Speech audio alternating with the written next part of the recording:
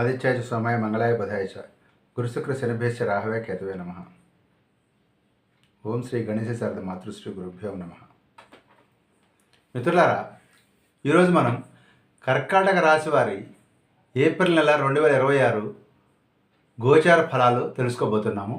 కర్కాటక రాశి అంటే పునర్వసు 4వ పాదం వారు, పుష్యమి 1, 2, 3, 4 పాదాల వారు, ఆశ్లేష 1, 2, 3, 4 పాదాల వారు, వీరందరూ కూడా ఈ యొక్క కర్కాటక రాశి కిందకు వస్తారు. వీరికి ఈ నెలలో ఫలితాలు ఎలా ఉండబోతున్నాయి అన్నది మనం జాగ్రత్తగా గమనిద్దాం. 1వ తారీఖు వచ్చేసరికి మనకి ఈ యొక్క గ్రహ స్థితిగతులు ఎలా ఉన్నాయి. లగ్నానికి 2లో కేతు ఉన్నాడు. ఈ కేతువు తామ్రమూర్తిగా ఉన్నాడు. ఈయన రాహుకేతువులు తామ్రమూర్తులుగా ఉన్నారు. మనకేం పెద్దగా ఉపయోగపడేటువంటి వారు కాదు. ఏది అయినప్పుడు కూడా 2లో కేతువు, అదేవిధంగా అష్టమంలో రాహు, వీళ్ళిద్దరూ కూడా తామ్రమూర్తులుగా ఉన్నారు. వీళ్ళిద్దరూ కూడా కొంచెం ఇబ్బంది పెట్టబోతూ ఉన్నారు. అదేవిధంగా మీకు అష్టమంలోనే అటు బుధుడు, కుజుడు కూడా ఉన్నారు. అష్టమంలో కేవలం బుధుడు మాత్రమే ఎంతో కొంత శుభ ఫలితాలు ఇవ్వగలడు.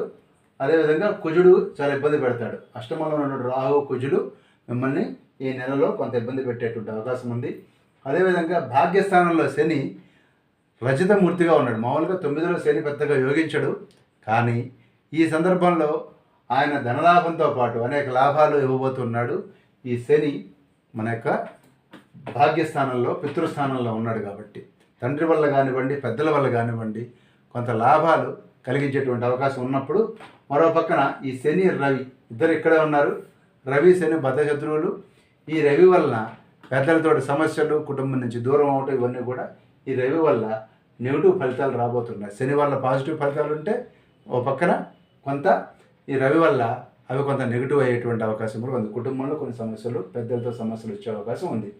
మరో పక్కన రాజ్యస్థానంలో ఉన్నటువంటి శుక్రుడు కూడాను కోర్టు కేసుల్లో వాటిల్లో ఇబ్బంది పెట్టడము, అధికారులతోటి మీ జాబ్ లొకేషన్లో కూడా సమస్యలు ఇవ్వబోతున్నాడు.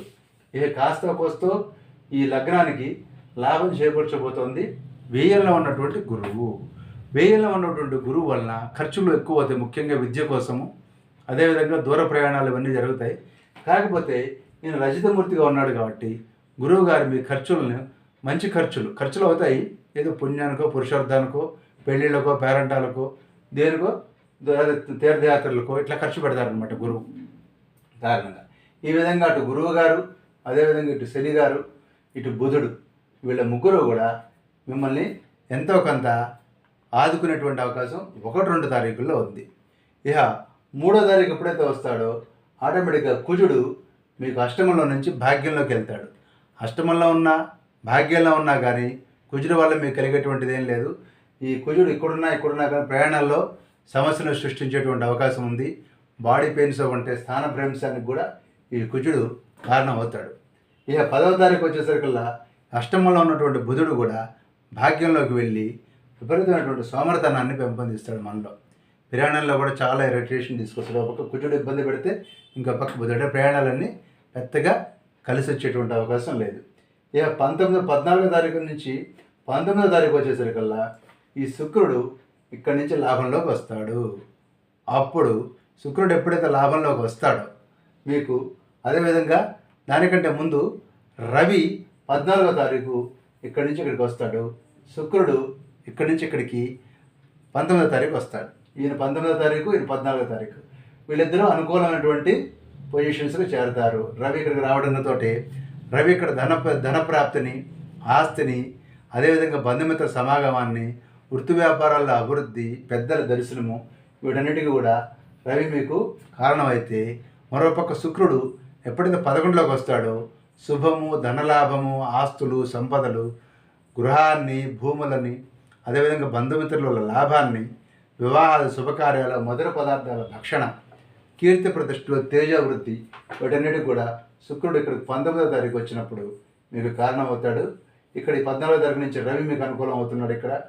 సో ఈ విధంగా తీసుకున్నట్లయితే బుధుడు కూడా నెలాఖరులో 30వ తారీఖు వచ్చేసరికి అష్టమంలో ఉన్నటువంటి బుధుడు కూడా మీకు భాగ్యంలోకి వస్తాడు. బుధుడు ఎప్పుడైతే అక్కడికి వస్తాడో అతను కూడా మంచి రిజల్ట్స్ మీకు 30వ తారీఖు రాజ్యంలోకి వస్తాడు. ఈ విధంగా ఆ తర్వాత అంటే ఇక్కడి నుంచి ఇక్కడికి వెళ్ళే కానీ ఇక్కడి నుంచి ఇక్కడికి వస్తాడు అనమాట బుధుడు. రాజ్యంలోకి 30వ తారీఖు. అంటే వచ్చే నెలంతా, ఈ మే నెలంతా కూడా మీకు బుధుడు అనుకూలమైనటువంటి ఫలితాలు ఇవ్వబోతున్నాడు. ఈ విధంగా బుధుడి వల్ల శుభాన్ని, విశేష సుఖాన్ని, ఆభరణాలు, కార్య విజయము, జనాదరణ, వృత్తి వ్యాపారాల లాభాలకి 30వ తారీఖు నుంచి బుధుడు కారణం అవుతున్నాడు. ఈ విధంగా తీసుకున్నట్లయితే నెల ప్రారంభంలో 10వ తారీఖు వరకు చాలా బాగుండి, మధ్యలో నార్మల్గా ఉండి, మళ్ళీ చివరి నెలాఖరికి వచ్చేసరికి, మళ్ళీ చివరి 10 రోజులకు వచ్చేసరికల్లా మళ్ళీ బూస్ట్, అంటే ఇలా ఇలా ఇలా మళ్ళీ తిరిగి మీ బూస్ట్ మీరు అందుకుంటారు. మీరు ఆ విధంగా 8 గ్రహాలకు గాను 5 గ్రహాలు శుభస్థానంలోకి చేరుతూ ఉన్నాయి. ఏది ఏమైనప్పుడు కూడా ఈ నెలలో మీకు రాహుకేతువులు మీకు అనుకూలంగా లేరు కాబట్టి ముఖ్యంగా వినాయకుడికి, దుర్గామ్మవారికి ప్రత్యేకించి పూజలు చేయండి. అదేవిధంగా లేదా సింపులెస్ట్ మెథడ్ ఏంటంటే శుభ్రంగా యోగా, మెడిటేషన్ లాంటివి చేసినట్లయితే, ఇష్టదేవత ప్రార్థన చేసినట్లయితే ఈ రాహుకేతువుల యొక్క నుంచి కొంత ఉపశమనం కలుగుతుంది. అదేవిధంగా కుజుడు కూడా ఈ నెలంతా మీకు అనుకూలంగా లేడు కాబట్టి సుబ్రహ్మణ్యేశ్వర స్వామిని మీరు పూజించినట్లయితే మంచి ఫలితాలు పొందేటువంటి అవకాశం ఈ నెలలో కర్కాటక రాశి వారికి ఉంది. స్వస్తి.